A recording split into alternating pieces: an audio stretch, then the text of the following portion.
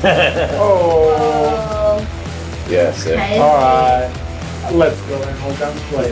Oh, the biggest sketch. This is the second time I played D&D. I've always designed games and played a lot of games, but I really got into it in 2011. I lived with two people who ran a lot of games. One of them is still my dungeon master, and I've been playing on and off ever since. Never played it, never played anything interactive. It was always on my bucket list. The first time I played, I actually filled in for a guy that couldn't make it to a session, and I made his character completely chaotic evil and killed the entire party I was with, and yeah, I can't really play with those guys anymore. What we'll be using today as well is Ardent Roleplay. It's a cool new augmented reality app that we're going to be using for basically D&D. It kind of shows scenes, areas that you'll be actually exploring as an adventuring party that you can kind of interact with and kind of get some like sense of what's actually in front of you as characters and kind of remove some of that imagination, but also bring it down a bit more. It takes a lot of effort in the GM to like describe something properly. Having something that you can kind of physically see and be like, this is what it is, this is what it looks like, and this is how I can understand it is a very simple way to just keep story flowing and then kind of passing different bits of information to different people to say like, you see this, you know this, what do you want to do about that?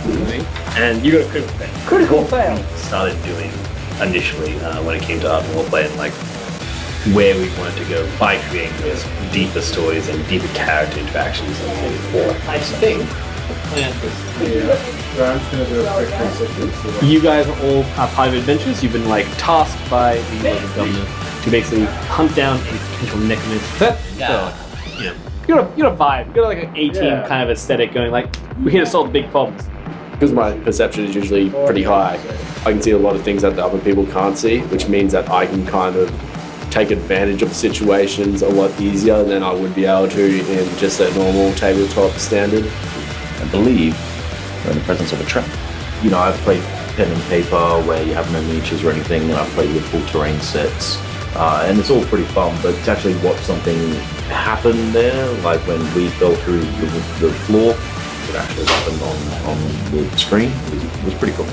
Oh yeah, look at that. Dang. The hardest part is subconscious metagaming, that when you say, your investigation check has yielded this result, but then the whole party hears it because you're at the same table.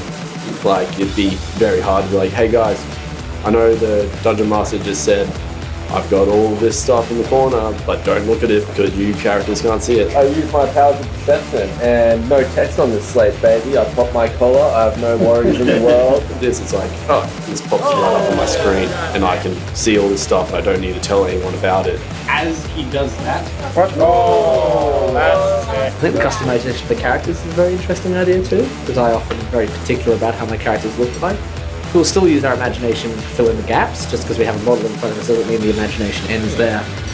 Imagination is endless, and I think having the visuals kind of brings it into a cool world. It's like, I think about the stories I've told with people a lot when it comes to like just tabletop games in general, and this gives that option to have a little bit more depth potentially, or a bit more of a different way of kind of showing what is possible when it comes to storytelling. And like those stories that I've created and told have become important things that I've shared with my friends, and ultimately brought us closer together as people and kind of made memories. The people and the necromancer are like dead together but perfectly holding hands with each other. Congratulations, and it is of course on to the next adventure, to the next story, but whatever that will be, we'll see for next time. Find out next time. Find out next time.